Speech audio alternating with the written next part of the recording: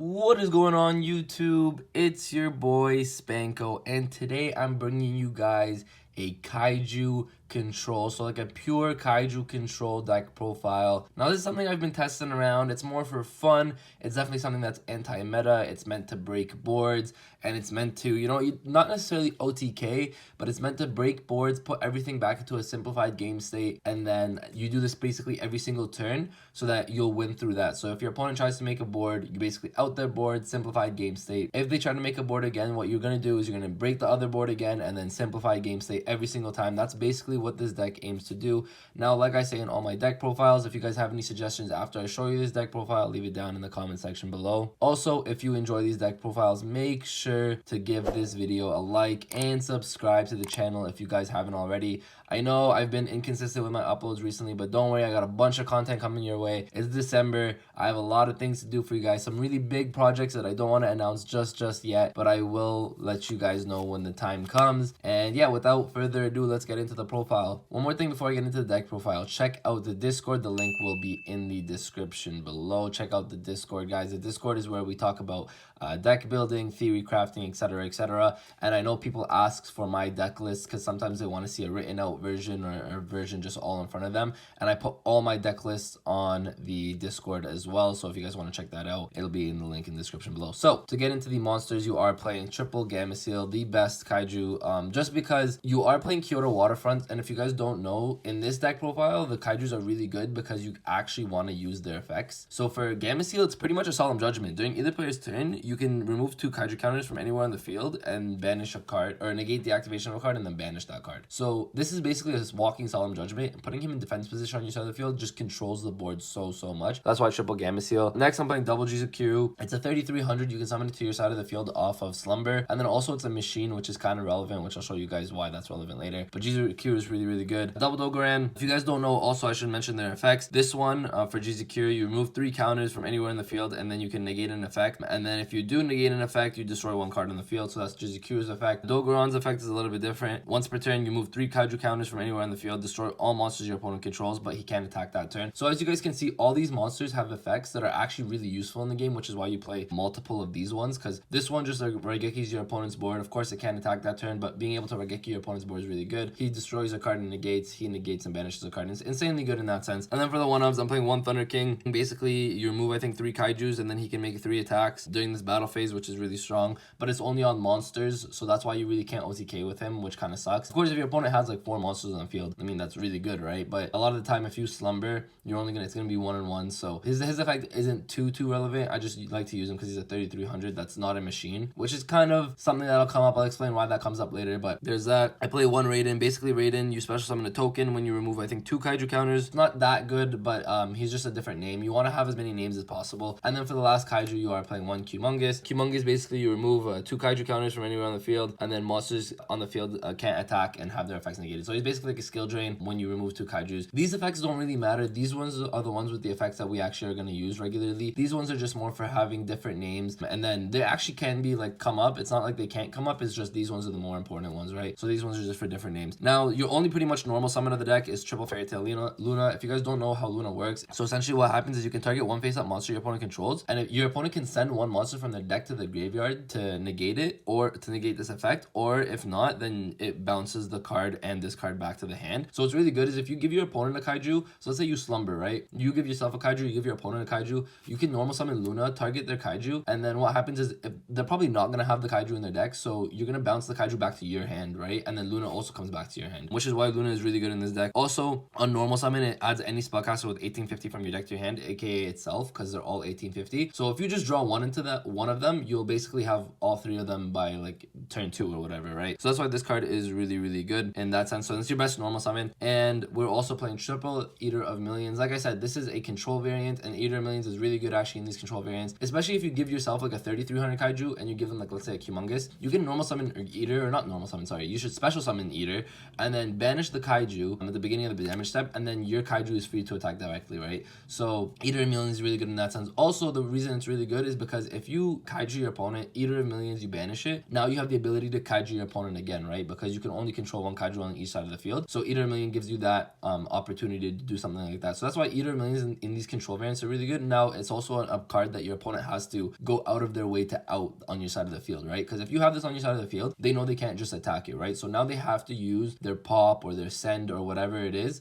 on the Eater of Millions, otherwise they're not outing it. So that's why Eater of Millions in this deck profile is really, really good. Playing triple Cyber Dragon. This is obviously, if you guys couldn't tell, this is a going second deck. I probably should have said that earlier. It is a going second deck, obviously, with all the Kaijus. So triple Cyber Dragon is really, really good. The reason for that is because against Orcust, like, we're talking about meta, right? So I wanted to make this as competitive as possible. Of course, it's still a fun deck and does really well in not competitive play and just for fun play, but I wanted to make it as competitive as possible. And so Cyber Dragon allows you to do that, because now against Orcust you can make Chimera Tech Fortress Dragon. If you guys will see in the extra deck, it's pretty much all super poly targets and like Cyber Dragon targets, like, because you don't really need your extra deck in this, right? So Cyber Dragon lets you make it go into Mega Fleet, lets you go into Fortress against the Orcust matchup, and it just helps break your opponent's boards even a little bit more, which is obviously really good, because the whole point of this deck, like I said, is just break your opponent's board, get into a simplified game state, and then you're good from there. And for the last monster we play is a similar card to Cyber Dragon, which is Dino Wrestler Pankatrops. Now, I actually wanted to play this at 3, but I realized a lot of the time, if you were to slumber your opponent and summon a Kaiju to your side of the field, summon the Kaiju to their side of the field, if it's one-on-one, you actually can't summon Pankatrops. So that's why I don't really like the Pankatrops in that sense. Sometimes what you'll do, though, is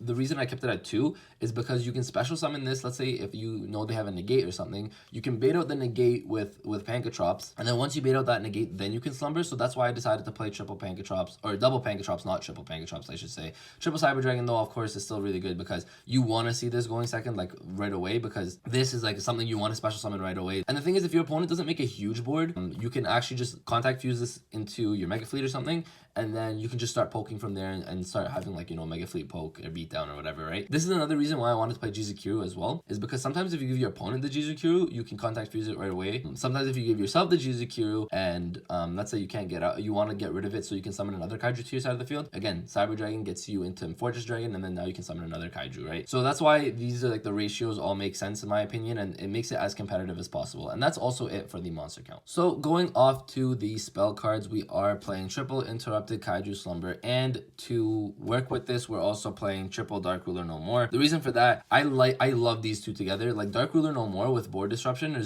or destruction, I should say, is so good in my opinion. Because if you guys watch my Yosenju deck profiles or my Yosenju Kaijus or anything like that, being able to Dark Ruler No More and then Slumber, or Dark Ruler No More into Regeki, or Dark Ruler No More into Dark Hole, something like that, is insanely good, because your opponent cannot respond, and I mean with monster effects at least, right, to Dark Ruler No More. And a lot of the time in this format, we're not putting up like spells and traps that are going to be able to negate Slumber, right? So that's why I think Dark Ruler No More is insanely good with Slumber. So if you draw like 1-on-1, you're set. Is at that like point in the game, you're going to have so much advantage. And the reason for that is, of course, you can't do damage under Dark Ruler No More, but again, like I said, this whole point of the deck is not to OTK your opponent, it's to break your opponent's board and put it back into a simplified game state. Once you do that, you're just winning, because at that point of the game, you're just going to keep doing that, and your opponent is going to basically run out of resources before you do. So that was the whole point of this deck. These two work really well together.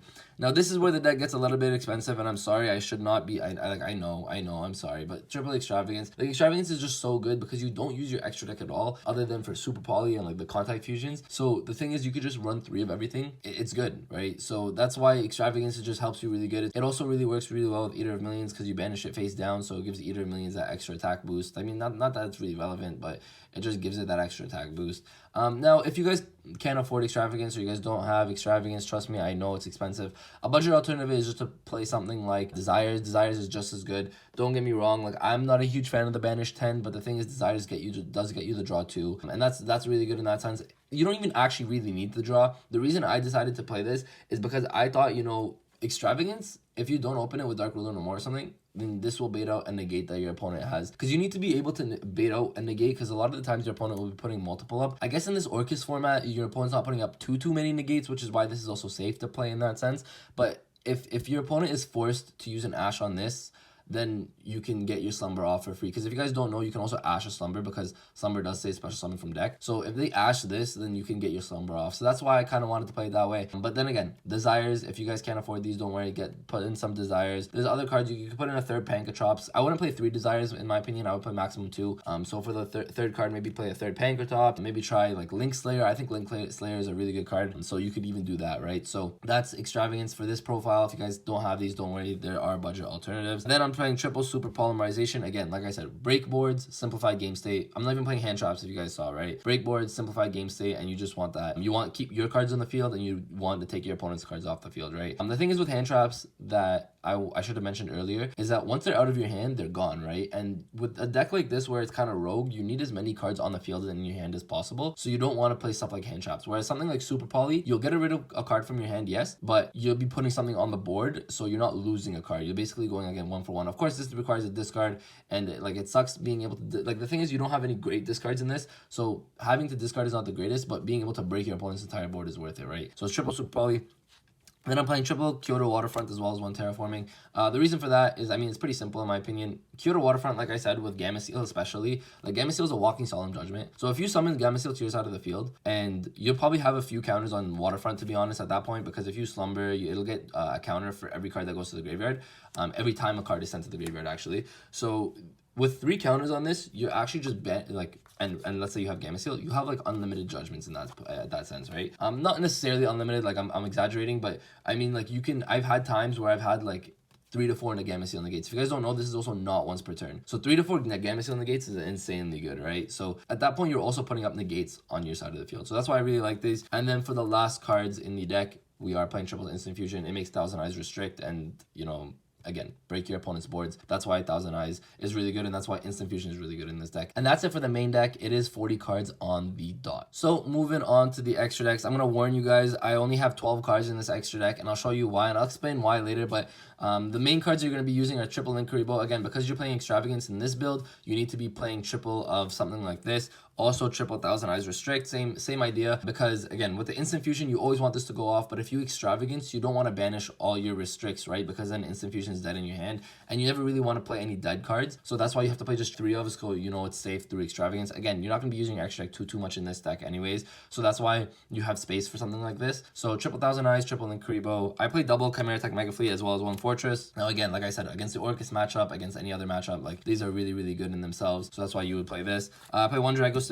Dragostapelia is a super poly target, and then for your super poly targets, I'm playing, so you should be playing 2 and 2. I'm gonna be honest with you, you should be playing 2 Violet Chimeras and 2 Fusion Dragons. I only have 1 and 1, which is kind of weird, I know, but I only have 1 and 1, but you should be playing 2 and 2, and then you could also be playing for your 15th card something like Thunder Dragon Titan, because if your opponent makes like triple Colossus, you can just super poly triple Colossus into Titan on your side of the field, which is really good. Another thing you can play is Mud Dragon, another super poly target, just anything that's super poly targets, but I definitely think running 2 Fusion and 2 Violet Chimeras are pretty necessary. I mean, I don't know how Salad is nowadays. Maybe you could run 3 Fusion and only 1 of these. I don't know how relevant Salad is or how much you'll see Salad. And again, if you're playing this at a local tournament, build the extra deck based off your local. So if you know you have a lot of Salamangreat players, definitely play 3 of this, because you know you're going to be making this a lot of the time. If you know you have a lot of Orcus players, you do this, something like that. So it just all depends on what your locals is saying. And if you take it to a competitive format or a competitive event like a regionals, you just have to try to meta call and see what the best deck of the format or the most represented deck of the format is, and then pick your extra deck based off that. But that's pretty much it. Just super poly targets, Instant Fusion targets, and then again Cyber Dragon. So again, everyone, thank you guys for watching. If you guys enjoyed these deck profiles, make sure to like this video and subscribe to the channel. Again, like I said, Discord is in the description below. If you guys want to see the deck profile or the deck list, it's also on the Discord, so you guys check that out. If you guys have any suggestions to this deck, let me know in the comment section. If you guys want to see anything in particular on this channel, let me know and I'll try to get that done for you. So with that, guys, I'm gonna leave you with a Spanko signing out. Peace. My hands steady, I feel ready, but my legs heavy, I don't get it. How come I haven't hit it already? Still working, I'm still learning, I'm still searching, finally earning something, finally turning something called a profit. If I hear you talking shit, don't get caught in it. I'll be popping off and hit your ass, dropping all your shit. Yeah, I promise this, I got promises, you ain't stopping this. Cross my shit.